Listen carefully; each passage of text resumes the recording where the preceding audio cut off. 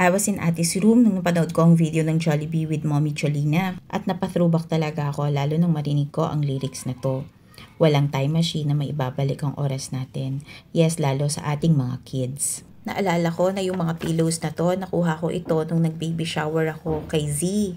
Nakuha naman namin itong Jollibee stuffed toy nung first time na mag-attend si Dria sa isang Jollibee Kids Party. At itong super cute Kikay box ay giveaway nung first time umattend ng magkapatid ng Jolly Kids Party after pandemic. Hindi ko makakalimutan yun kasi they are the jolliest kids in Jollibee kahit pa nakamask sila. At ngayon, kapag nakikrave, marami ng ways to order.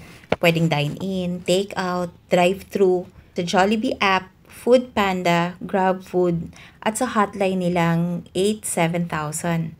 For sure kayo rin, may mga throwback stories with Jollibee with your kids. Sure din ako na marami pa rin in the future. Dahil marami pang pwedeng ma-experience ang mga kids natin like joining the Jolly Kids Club, Jollibee Kids party celebrations, ordering Jollibee Kids meal, or as simple as eating Jolly Spaghetti.